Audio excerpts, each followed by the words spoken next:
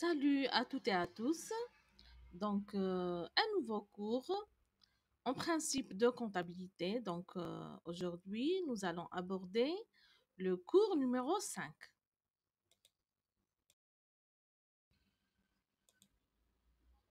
Donc, le cours d'aujourd'hui va porter sur la trésorerie et les actifs financiers. Allons-y. Alors, premièrement, on va définir la trésorerie. Donc, c'est quoi le terme trésorerie? Donc, la trésorerie est une notion comptable qui désigne la totalité des sommes d'argent disponibles, que cela soit sur le compte bancaire de la société, bien sûr, ou bien de l'entité, ou en caisse. D'accord? Donc, l'argent disponible peut être en cash et peut être en chèque. D'accord?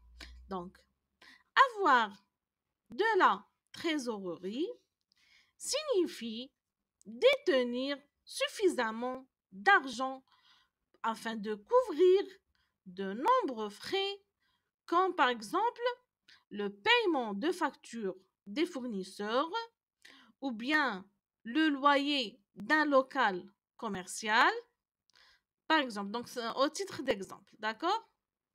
Donc, une trésorerie saine, c'est-à-dire suffisante et essentielle pour la stabilité de l'activité, car cela vous permet de faire face à de nombreuses dépenses sans avoir recours aux prêts bancaires notamment. Donc, une très bonne trésorerie va nous empêcher d'emprunter, d'accord?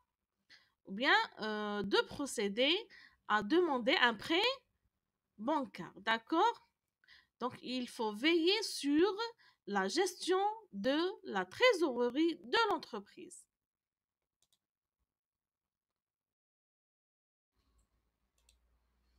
On va commencer par la liquidité.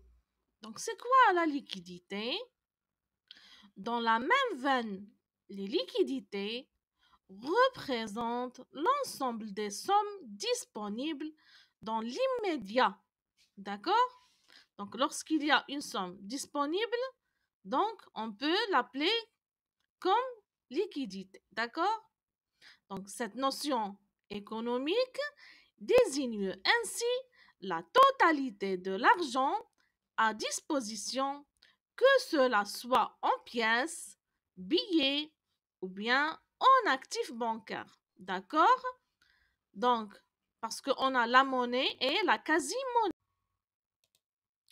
Donc, les actifs bancaires, on peut les définir comme somme d'argent à disposition sur les comptes bancaires de l'entreprise. D'accord? Donc, et les actifs financiers, ce sont les titres, les obligations sur les marchés boursiers. D'accord? Donc, actifs financiers comportent quoi? Comportent les actions et les obligations. D'accord? Qui sont placés sur les marchés financiers. Donc, les titres concernent quoi? Concernent le trésor public. D'accord? Les obligations concernent les établissements publics et les actions concernent les entreprises privées. D'accord?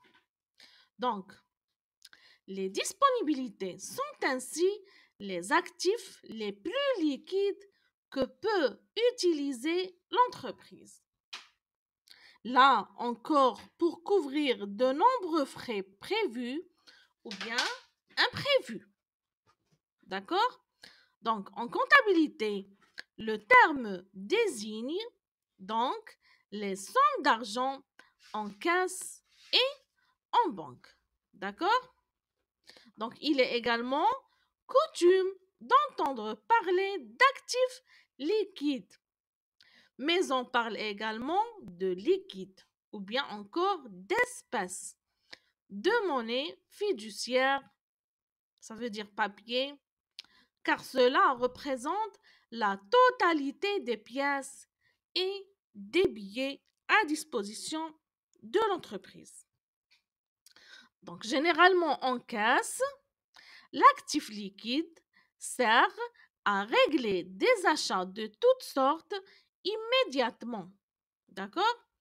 Et les actifs non liquides, quant à eux, regroupent des avoirs représentant une valeur parfois importante sans pour autant être de l'argent liquide, de l'espèce disponible, comme par exemple le fonds de commerce, les terrains, les bâtiments, les brevets d'invention technique, etc. D'accord? Donc, c'est la définition des liquidités. Alors, qu'est-ce qu'on peut en déduire? Donc, on en déduit que la trésorerie, c'est l'ensemble de toutes les sommes d'argent qui sont directement disponibles pour l'entreprise. Quand nous parlons d'argent immédiatement disponible, nous pensons au liquide dans les caisses de l'entreprise ou bien sur le compte en banque. D'accord?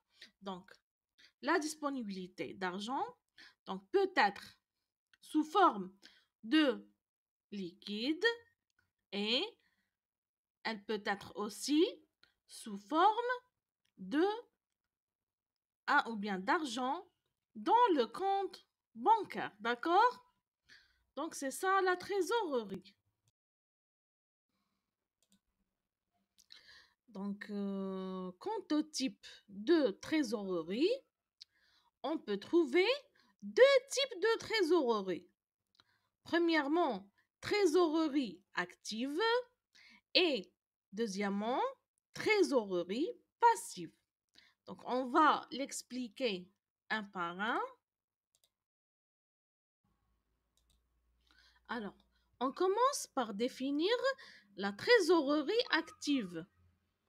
Donc, la trésorerie active correspond aux éléments qui figurent au bas de l'actif du bilan comptable d'une entreprise et que l'on désigne couramment sous le terme disponibilité. Donc, il s'agit des avoirs en banque et en caisse, mobilisables à tout moment. Les valeurs mobilières de placement sont aussi prises en compte lorsqu'elles sont transformables en liquidité, sans délai et sans risque. On passe à la trésorerie passive. Donc, quelle est la définition de la trésorerie passive? Donc, elle correspond au solde créditeur de banque et au concours bancaire. Donc, elle correspond au passif de l'entreprise inscrit sur le bilan comptable. Ce sont donc les dettes professionnelles à court terme.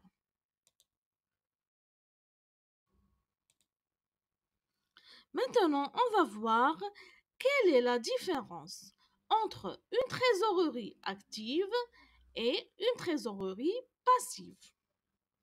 Donc, au sein d'une entreprise, on distingue la trésorerie active de la trésorerie passive. Cette dernière désigne les découvertes bancaires, c'est-à-dire les dettes professionnelles à court terme. Les effets escomptés non échus et les soldes créditeurs de banque. Donc, elle regroupe principalement les dettes d'exploitation et est égale aux soldes créditeurs de banque et au concours bancaire. Donc, en soustrayant la trésorerie passive de la trésorerie active, on obtient la trésorerie nette. Donc, la formule est la suivante. Donc, la trésorerie nette est égale à la trésorerie active moins la trésorerie passive. Donc, on va faire la soustraction, d'accord?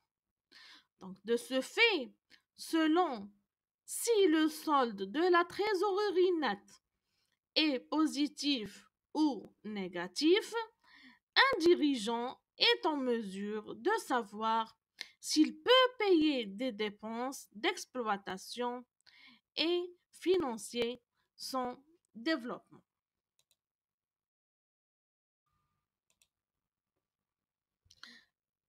Quelle est l'importance d'une trésorerie active positive? Il est essentiel d'effectuer un suivi régulier de l'ensemble de la trésorerie et notamment de l'actif courant. De cette manière, vous garderez un ciel sur les relevés bancaires afin d'éviter tout découvert inutile. Puisque le seuil minimal requis de la trésorerie active varie d'une société à une autre, il faut donc cependant analyser le bilan comptable en tenant compte de l'activité, bien sûr. Ainsi, en cas de trésorerie positive, les actifs courants sont en principe excédentaires. Ça veut dire qu'on a un excédent. D'accord? Donc cet indicateur clé permet de prouver la bonne santé financière de l'entreprise auprès des banques, des fournisseurs ou des investisseurs. Le montant de liquidité disponible idéal doit permettre de, premièrement, payer les dettes en respectant les échéances. Deuxièmement, négocier des conditions de financement avantageuses avec les banques. Troisièmement, attirer les investisseurs. Quatrièmement, autofinancer la croissance de l'entreprise. Et cinquièmement, prévenir les dépenses non anticipées. Quelles sont les composantes d'une trésorerie? Premièrement, on a l'élément essentiel qui s'appelle le besoin en fonds de roulement ou bien ce qu'on appelle le BFR. On a aussi les impayés, les salaires, les échéances fiscales et sociales, les fournisseurs, le montant de sommes mobilisées, les nouveaux clients et les coûts de crédit et d'investissement.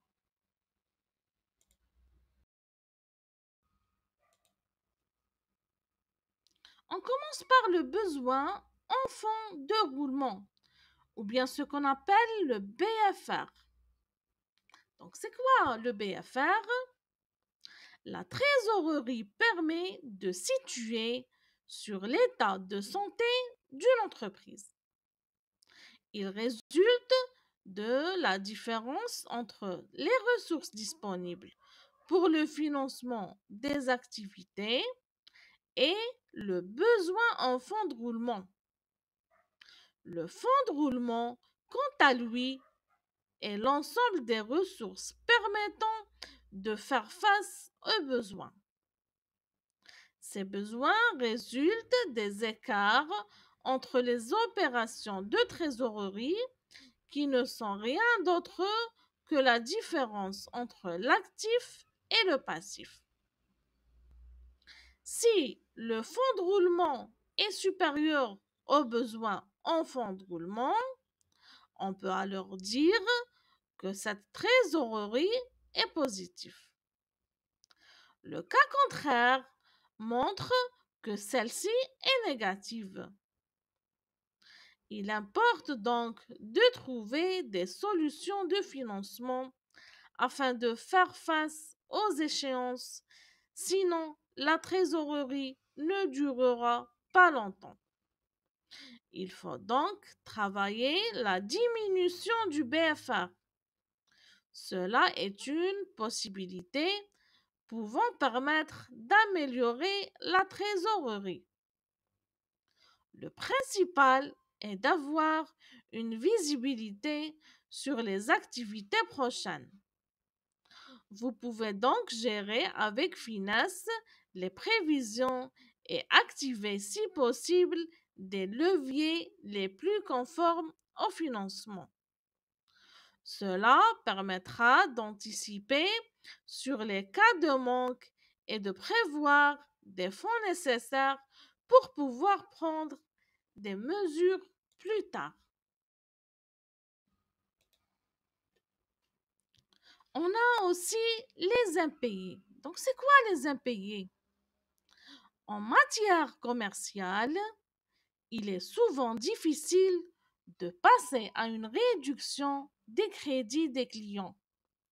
Mais cela s'avère efficace si l'on tient à améliorer la trésorerie de l'entreprise. Toutefois, vous pouvez faire un escompte, un affacturage ou encore compter sur l'assurance crédit pour faire face à toute mauvaise surprise. Ils sont juste très coûteux et pas suffisants la plupart du temps. Il est conseillé qu'à chaque commande de la part du client, d'établir immédiatement une facture à ce dernier. L'entreprise lui spécifie le net qu'il aura à payer, l'escompte que vous lui accordez et son évolution compte tenu de la date retenue pour le paiement. Il est important de faire la nuance dans les cas de figure suivants afin de savoir comment procéder. Le client qui paye immédiatement en économisant, le client qui ne respecte pas le délai de paiement et se fait relancer, le client qui paye par tranche à cause d'éventuelles difficultés financières. Il est donc important de suivre avec grande attention l'activité de l'entreprise et les conditions de paiement des clients. Dans tous les cas, il revient à l'entreprise de réagir correctement afin de rentrer en possession les fonds.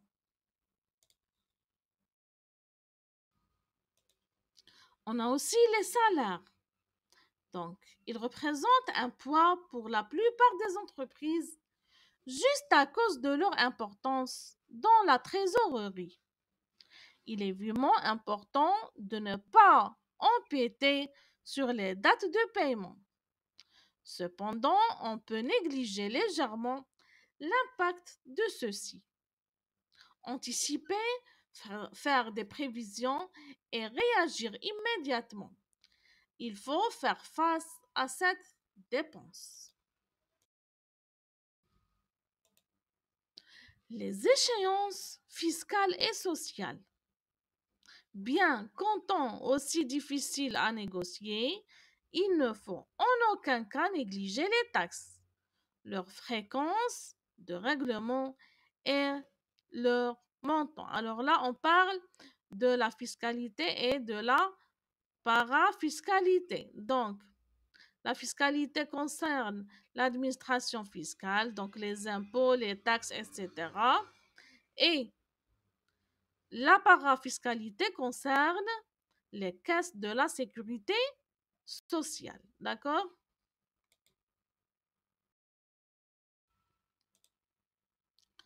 Les fournisseurs.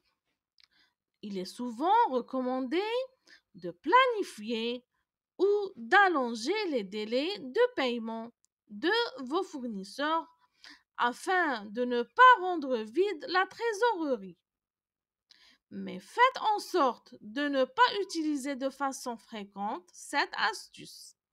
Ce n'est forcément pas la seule solution pouvant vous permettre de réparer vos problèmes de trésorerie. Cela se résout avec des solutions sur le long terme. Pensez aussi à réduire au maximum vos dépenses. Donc, payez vos fournisseurs sans atteindre et vous bénéficiez d'escomptes. Payez aussi selon les délais accordés et vous bénéficiez de remises. Si vous avez une trésorerie positive, payez en avance. Cela vous permettra d'avoir un regard sur les paiements prochains. Si vous rencontrez des difficultés, qu'il vous est impossible de payer le fournisseur, demandez-lui de prolonger le délai de paiement. Donc, quelle que soit votre situation, respectez la date de paiement établie par le fournisseur. Il est essentiel de respecter l'accord que vous avez signé avec ce dernier. Le montant de somme mobilisée. Il est recommandé dans la gestion d'une entreprise d'analyser à moyen et long terme les financements ou les moyens permettant à financer. La manière dont l'entreprise se finance ou mobilise la trésorerie pour gérer ses besoins doit être analysée. Donc, qu'il s'agisse de formation de votre personnel, d'une organisation, de salons professionnels, de représentation, d'apprentissage, de nouvelles techniques et autres, pensez à une analyse. Donc, ce qu'on appelle l'analyse financière, d'accord? Alors là, on doit analyser quoi? Analyser le tableau des flux de trésorerie. Donc, vous devez donc veiller à ce que les programmes d'activité de l'entreprise soient examinés fréquemment. Faites une estimation assez suffisante de fonds de roulement et initiez surtout des relations de confiance entre votre banquier, vos partenaires financiers, l'actionnariat et vous. Donc l'actionnariat, ça concerne les propriétaires des actions et des obligations. Les nouveaux clients, donc lorsque vous avez de nouveaux clients et que doit naître une relation de business entre vous, lancez une enquête sur ces derniers. Il est véritablement important de vous renseigner sur sa capacité de paiement auprès de sa banque, de ses anciens fournisseurs ou d'autres sources. Il est impératif de savoir à quel genre de client vous avez affaire, de connaître la légitimité de son activité ou si son entreprise fait preuve de fiabilité. Toutefois, pensez souscrire à une assurance crédit en cas d'éventuel risque d'impayé. Le coût de crédit et d'investissement, donc il est utile de surveiller les possibles accords de crédit fournis par les banques et de vérifier surtout les pénalités probables en cas d'insolvabilité. Et passez au peigne fin les coûts de vos financements, sinon vous risquez de vastes dépenses oubliées.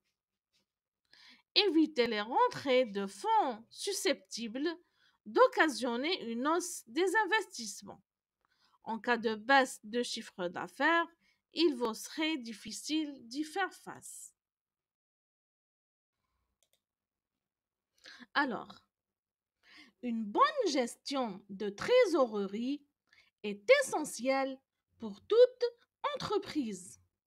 Sans trésorerie, impossible de faire face à ses engagements, tels que les paiements des fournisseurs, les versements des salaires, les règlements des taxes, etc.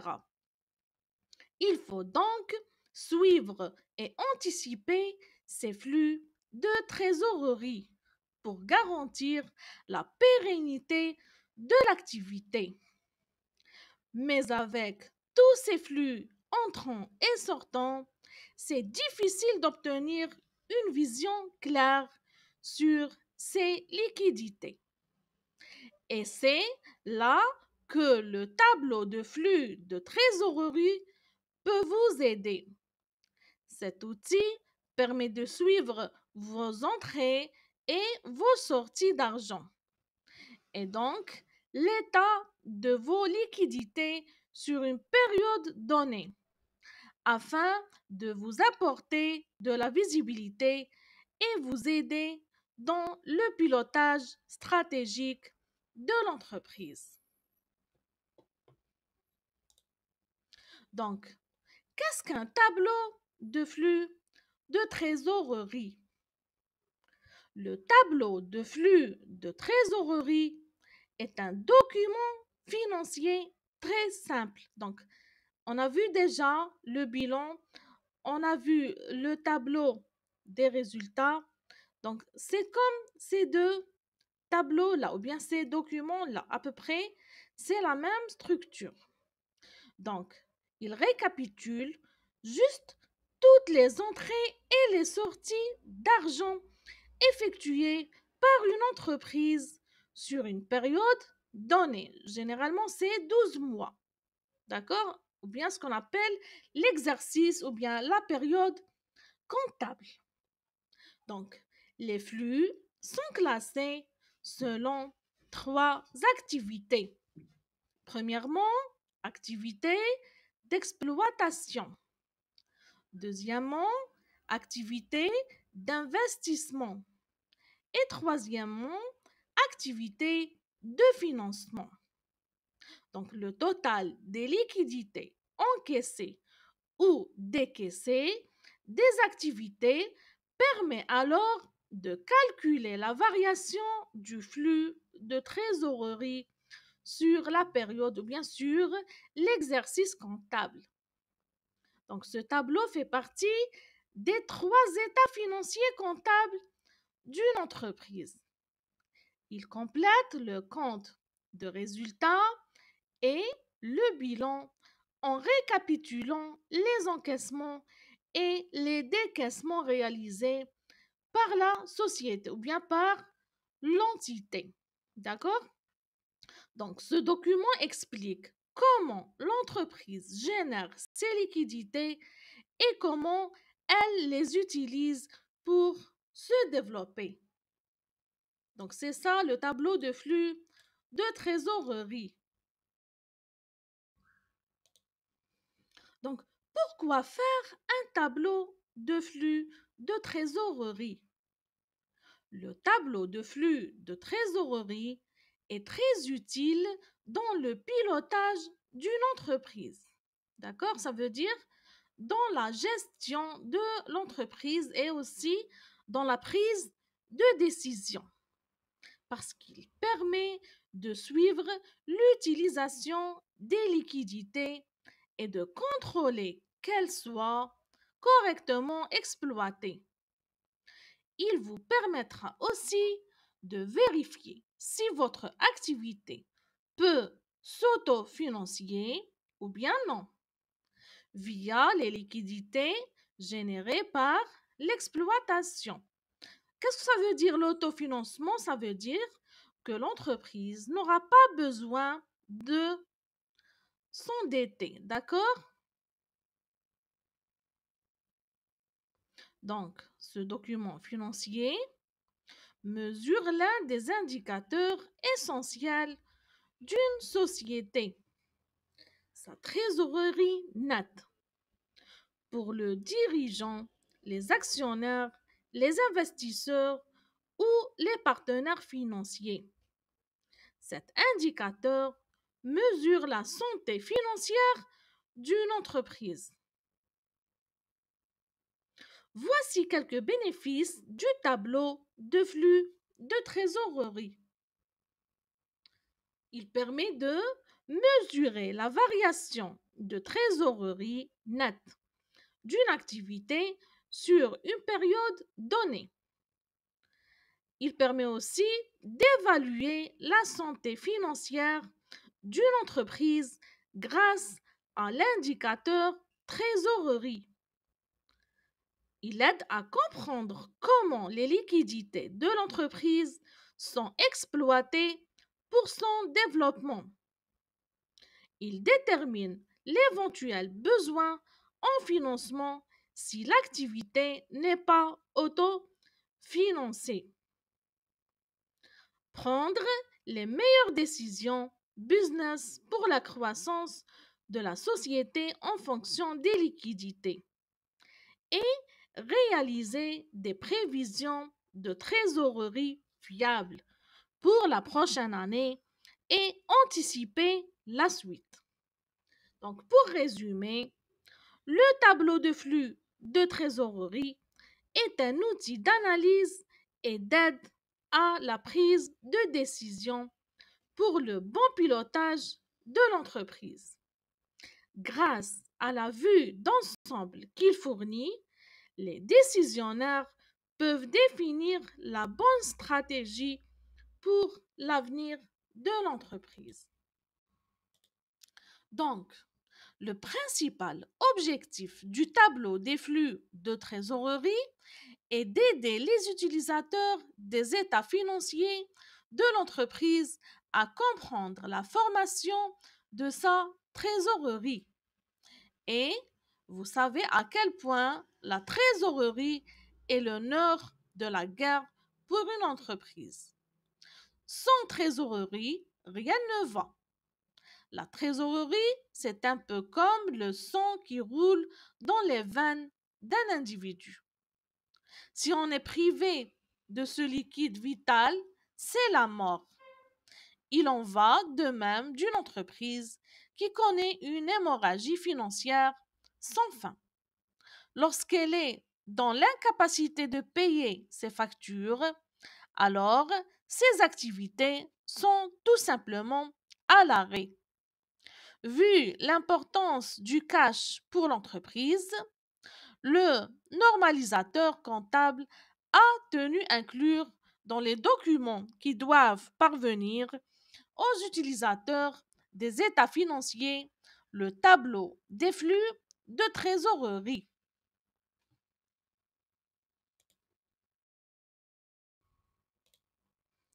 Quels sont les composants du tableau de flux de trésorerie?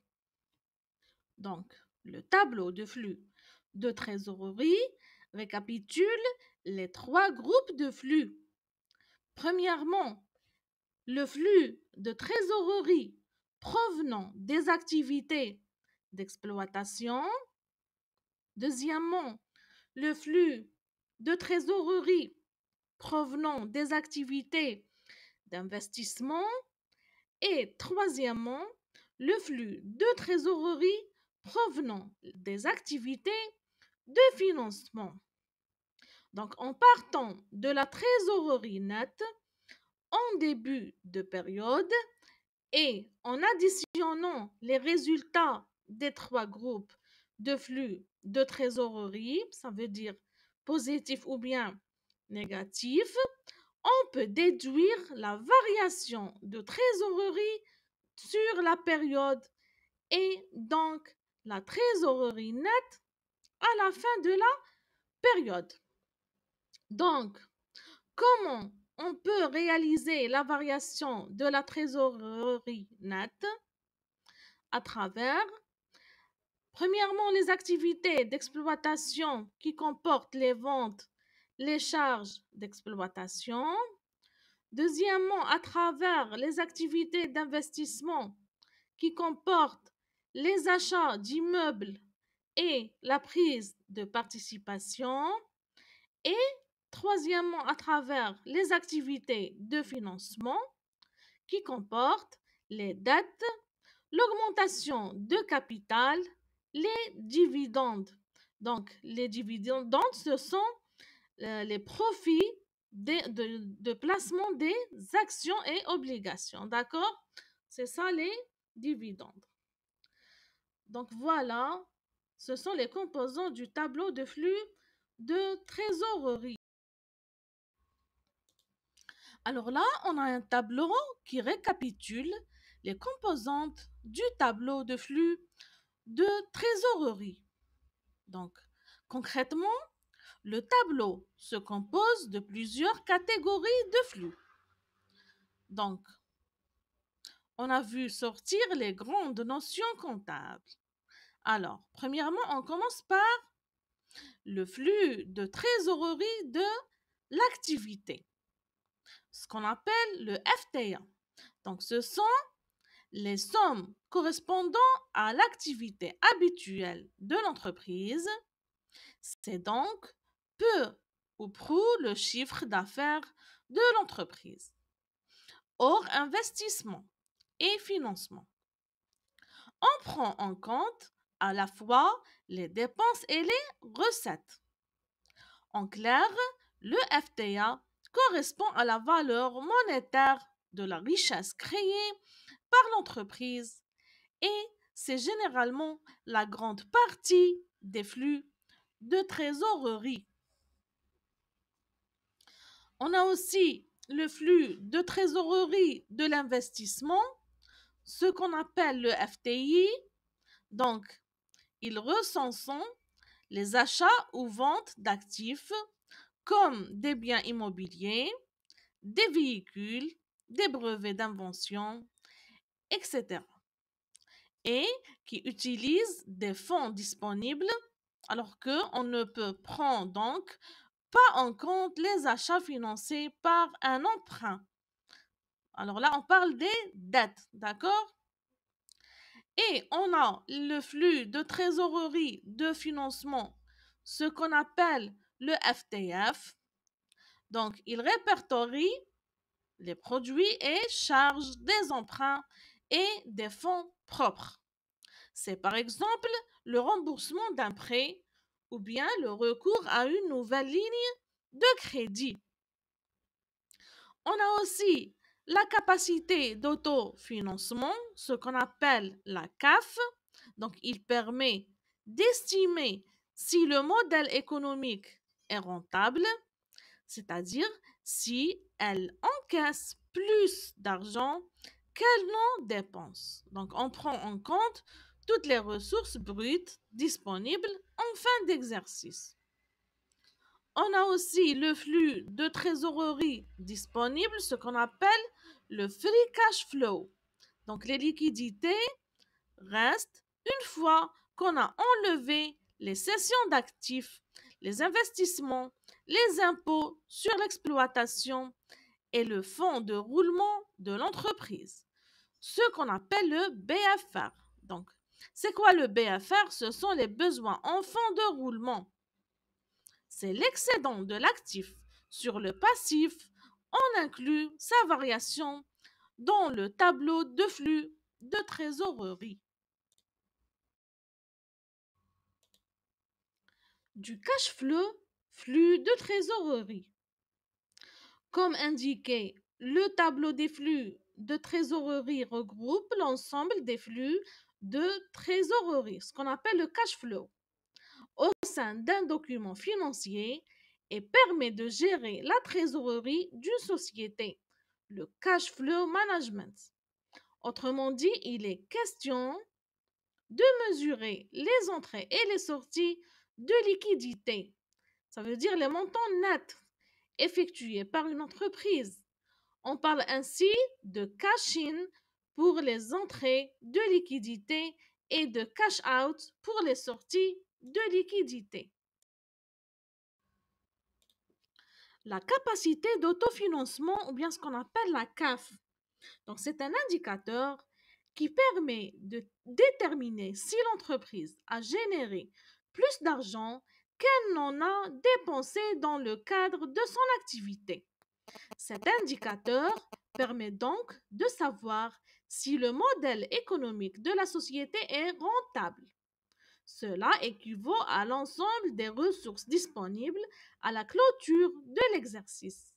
Il permet donc d'évaluer la santé financière de l'entreprise, de financer les investissements, verser les dividendes, rembourser les emprunts, etc.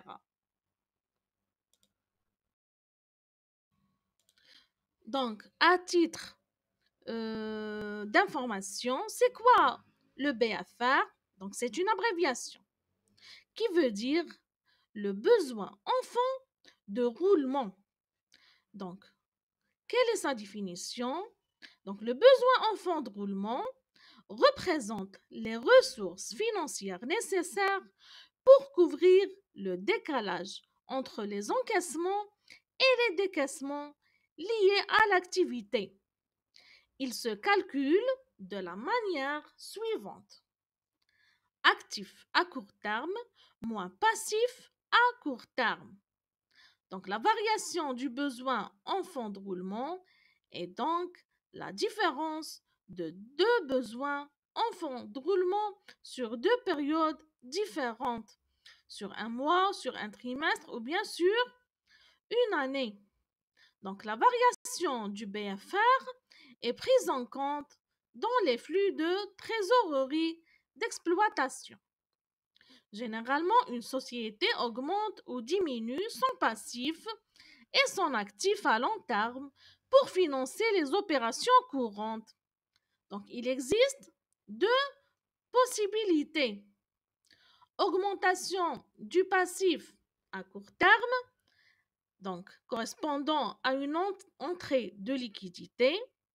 Les dettes à long ou à court terme permettent à l'entreprise d'avoir des fonds supplémentaires disponibles.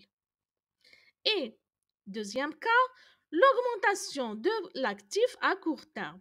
Ça correspond à une sortie de liquidité. Donc l'entreprise a acheté des actifs et donc a dû débourser de l'argent. Donc, comment interpréter les variations du BFR? Il existe en général deux applications pour comprendre les variations du BFR dans une société.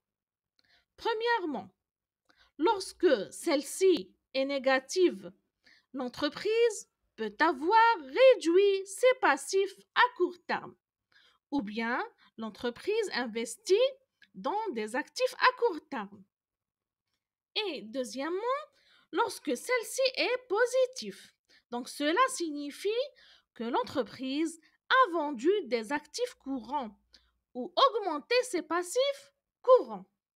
Donc pour la majorité des sociétés en développement, les variations du BFR correspondent en général à des cycles d'investissement. En effet, il s'agit de dépenses liées au développement de l'entreprise. La société doit donc calculer la variation de son BFR pour vérifier qu'elle possède assez de liquidités et s'assurer qu'elle ne rentre pas en pénurie de fonds. Donc c'est ça la définition du BFR, d'accord?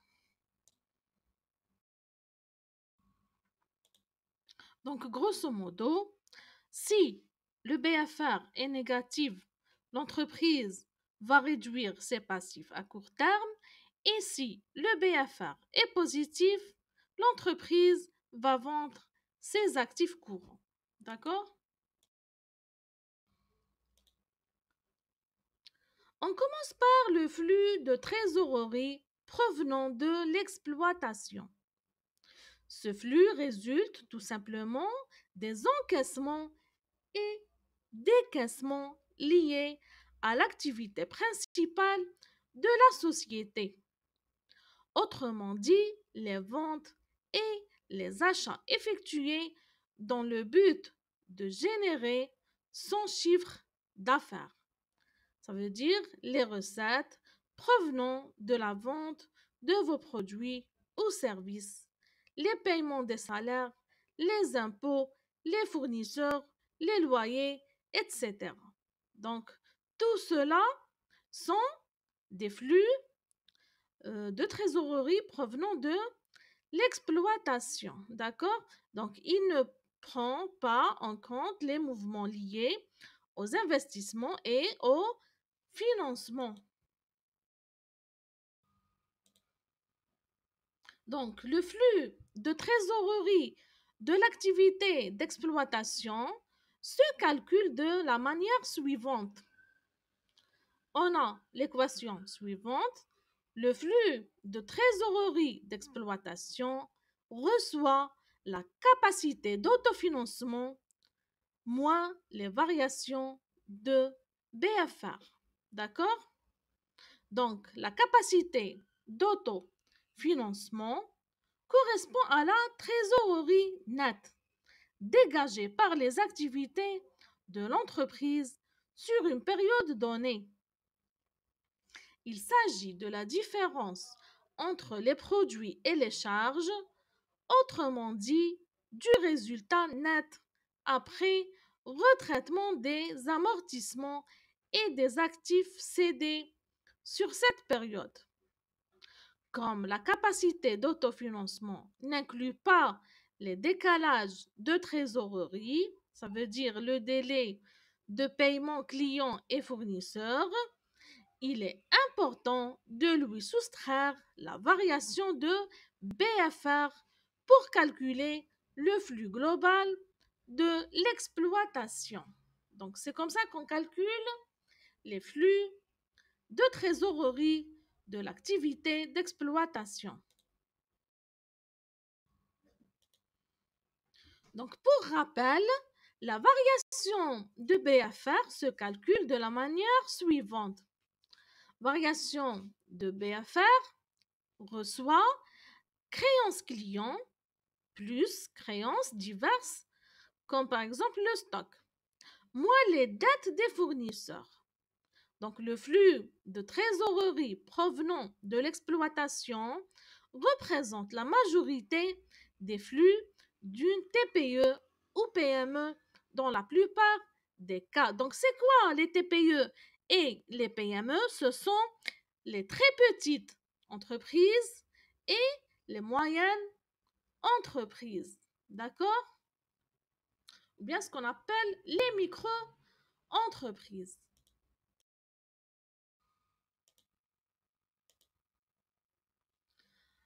On a aussi le flux de trésorerie provenant de l'investissement. Donc ce flux correspond à la différence entre les encaissements et les décaissements réalisés par l'achat ou vente d'actifs. Il peut s'agir d'actifs physiques comme des immeubles, des véhicules ou des machines de production et d'actifs immatériels comme les licences ou les brevets d'invention. Donc, il est important de prendre en compte uniquement les achats effectués avec les fonds disponibles et non via de la dette. Donc, on a l'équation suivante. Les flux de trésorerie d'investissement reçoivent la cession d'immobilisation moins l'acquisition d'immobilisation. Pour la majorité des TPE et PME, ça veut dire très petites entreprises et moyennes entreprises, ce type de flux ne constitue pas une part importante des flux globaux de trésorerie, sachant que les petites et moyennes entreprises sont plus endettées que les grandes entreprises.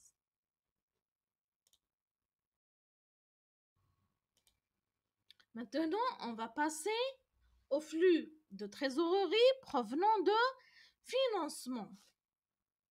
Donc, ce flux arrive après l'exploitation et l'investissement, car il s'agit justement de financer les investissements déduits des flux générés par l'exploitation. Par exemple, une entreprise en croissance qui doit financer des investissements en machines de production devra faire des emprunts si ces flux générés par l'exploitation sont insuffisants. Donc, le calcul de flux de trésorerie, de financement est le suivant. On a le flux de trésorerie de financement reçoit l'augmentation de capitaux propres plus l'apport en compte courant plus nouvel emprunt plus subvention d'investissement moins versement des dividendes moins remboursement des emprunts moins remboursement des comptes courants. Donc, cette formule permet de calculer le flux de trésorerie de financement. D'accord? Donc, ce flux est important à surveiller. En effet, il faut contrôler comment l'entreprise gère ses dettes pour s'assurer qu'elle puisse les rembourser. La variation de trésorerie nette. Donc, sur une période donnée, la variation de trésorerie nette correspond à la somme des flux des trois groupes de flux précédents. Le calcul simple est le suivant. Variation de trésorerie est égale au flux de trésorerie d'exploitation plus flux de trésorerie d'investissement plus flux de trésorerie de financement. Comment calculer ces flux de trésorerie? Il existe deux méthodes pour établir le flux de trésorerie provenant de votre activité d'exploitation. En revanche, le fonctionnement reste le même pour les deux autres groupes de flux de trésorerie. Peu importe la méthode utilisée, vous devez arriver au même résultat de calcul. Donc, on a deux méthodes, la méthode directe et la méthode indirecte. On commence par la méthode directe. La méthode directe est la plus simple pour un dirigeant. Pour compléter le flux de trésorerie d'exploitation, avec cette méthode, il suffit d'additionner tous les mouvements d'encaissement liés à l'exploitation. Ça veut dire le règlement de vos clients. Et de soustraire les décaissements liés à l'exploitation. Ça veut dire les paiements des fournisseurs, les salaires, etc. Donc, cette méthode est la plus classique pour un dirigeant, mais elle n'est pas forcément utilisée par les professions comptables. Alors là, je vous ai donné un exemple d'un tableau des flux de trésorerie concernant la première méthode, ou bien ce qu'on appelle la méthode directe. Donc, quelles sont les composantes de ce tableau des flux de trésorerie? Donc, on a l'encaissement client, l'encaissement fournisseur, les salaires et autres charges décaissées. Donc, alors, la somme de ces montants reçoit au flux de trésorerie lié aux activités d'exploitation. Ensuite, on a l'achat de nouveaux terrains. Lorsqu'on ajoute ce montant-là, donc on va avoir les flux de trésorerie liés aux activités d'investissement. Donc, ils comportent le remboursement d'emprunts et les paiements de dividendes. Donc, ensuite, on a le flux de trésorerie lié aux activités de financement qui comporte l'augmentation ou bien la diminution de la trésorerie. Donc, on reçoit la trésorerie début de l'année.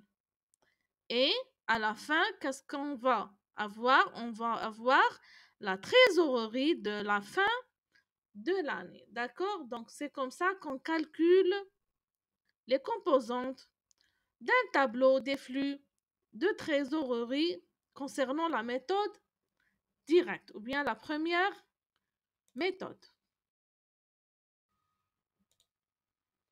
Deuxièmement, la méthode indirecte. Donc, la méthode indirecte utilise les éléments du bilan et le résultat net pour compléter le flux de trésorerie d'exploitation. Elle est plus utilisée par les comptables qui s'appuient sur les documents comptables établis au moment de la clôture de l'exercice. Avec cette méthode, il faut partir du résultat net auquel on ajoute les amortissements avant de réaliser des ajustements sur l'actif et le passif, tels que les créances clients, les stocks, les dettes fournisseurs, les taxes et les impôts à payer. Donc cette méthode est moins parlante pour un dirigeant d'entreprise. Donc ça, c'est un exemple d'un tableau des flux de trésorerie concernant la méthode numéro 2 ou bien la méthode indirecte. Donc on a le bénéfice net, ou bien les dépréciations et les amortissements, les ajustements sur les actifs et passifs d'exploitation, les clients et autres débiteurs, les stocks, les fournisseurs et autres créditeurs, et les taxes et les impôts à payer. Donc, tout cela va nous donner les flux de trésorerie liés aux activités d'exploitation. D'accord? Donc, ensuite, on a l'acquisition d'immobilisation corporelle. D'accord? Donc, le flux de trésorerie lié aux activités d'investissement et c'est le même, le CAPEX. D'accord? Ensuite, on a l'émission ou bien le rachat d'actions, les dividendes, les augmentations ou bien les diminutions des emprunts à long terme. Donc, la somme va nous donner le flux de trésorerie lié aux activités de financement. Ensuite, on a l'augmentation ou bien la diminution de la trésorerie et la trésorerie de début de l'année. D'accord? Donc, la somme de tous ces éléments-là va nous donner la trésorerie de la fin de l'année.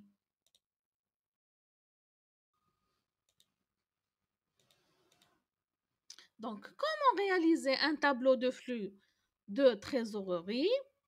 Dans un premier temps, il convient de définir la période de calcul de votre tableau. Donc, cela peut être l'exercice comptable, mais aussi l'année civile, un trimestre ou bien autre.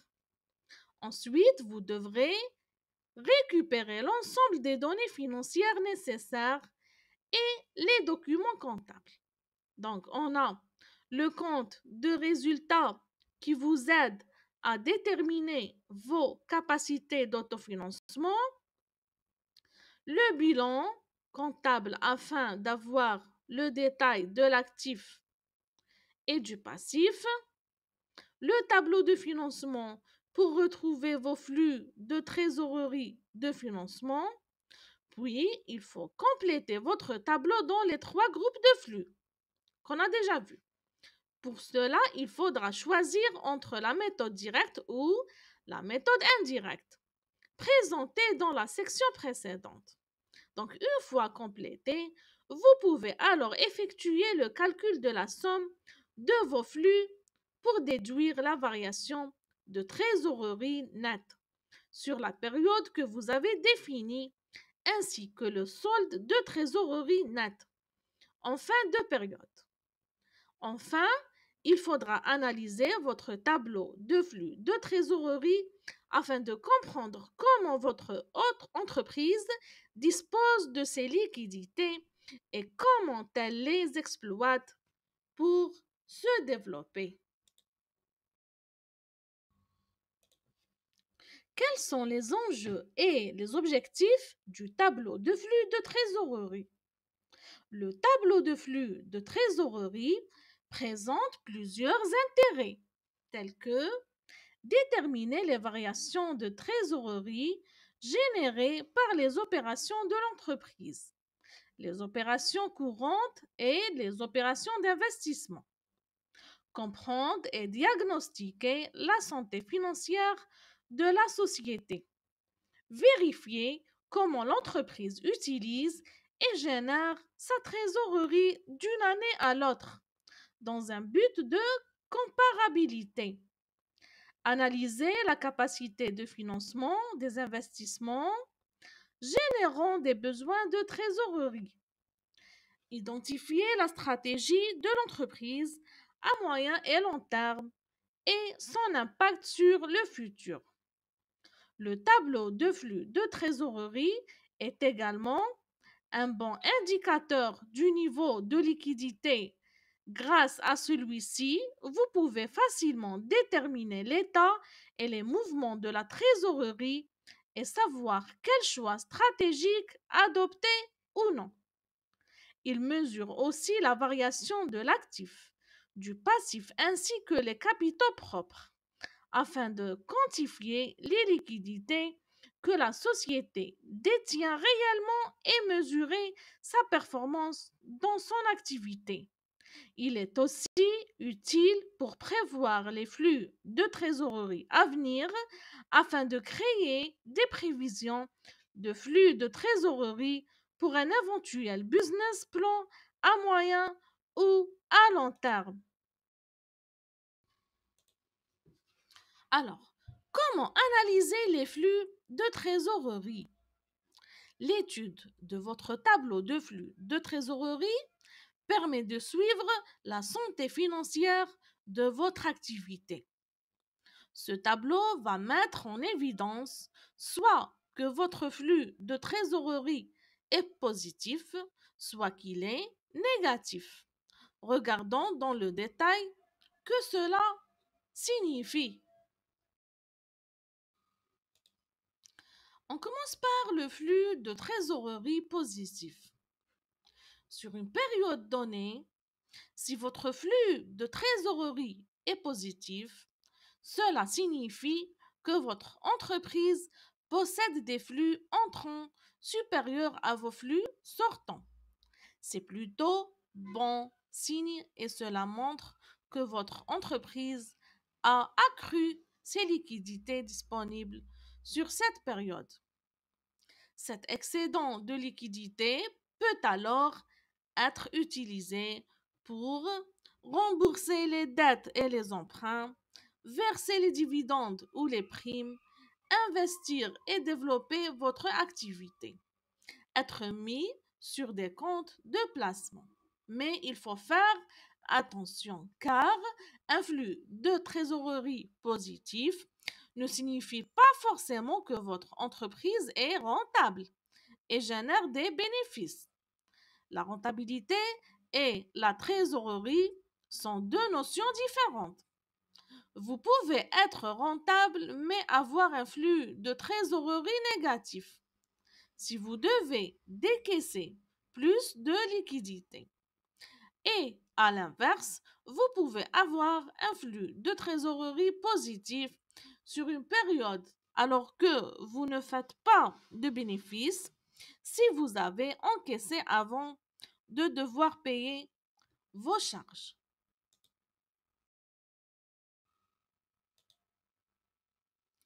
Et on a le flux de trésorerie négatif. Donc, si vos mouvements entrants sont inférieurs à vos mouvements sortants sur une période donnée, alors sur cette période, vous aurez un flux de trésorerie négatif.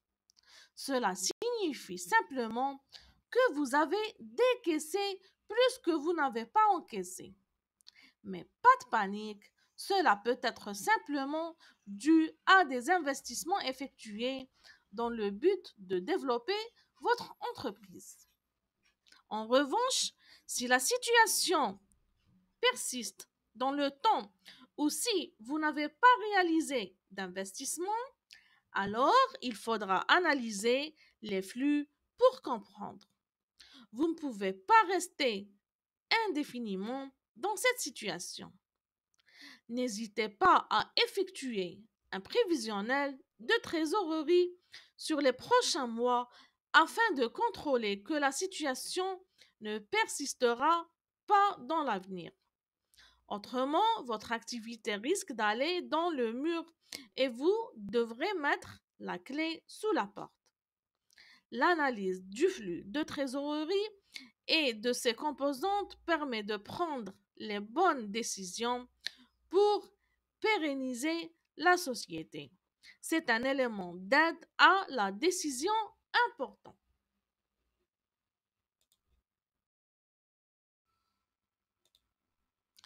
Quelles sont les limites du tableau de flux de trésorerie? Bien que très pratique pour faire un état des lieux des flux de liquidité de l'entreprise, le tableau des flux de trésorerie a tout de même quelques limites. D'abord, celui-ci ne se concentre que sur les flux d'argent. C'est-à-dire que si une entreprise détient des actifs, même à très forte valeur, qui ne génèrent pas de liquidité, alors ces actifs n'apparaissent pas dans l'analyse. Il faut donc lire son tableau de flux de trésorerie en même temps que son bilan comptable pour être sûr d'avoir toutes les composantes de l'entreprise et en faire la bonne analyse. Aussi, ce type de tableau n'est pas à la portée de tout. Il peut être difficile à créer, à compléter et surtout à interpréter. C'est notamment le cas des petites entreprises qui disposent rarement de personnel compétent pour traiter ce sujet. Il est conseillé de se faire accompagner par un expert comptable afin de bien analyser les données du tableau et en déduire les bonnes décisions stratégiques pour une entreprise en termes de gestion des liquidités. Enfin, le tableau de flux de trésorerie permet d'avoir une bonne visibilité sur l'existant, mais il n'analyse que les données passées via l'historique des flux comptables. Il ne permet pas de prévoir sa trésorerie et donc les liquidités futures de l'entreprise. C'est pourquoi nous recommandons d'établir aussi un plan de trésorerie prévisionnel pour anticiper sa trésorerie et prendre les bonnes décisions business.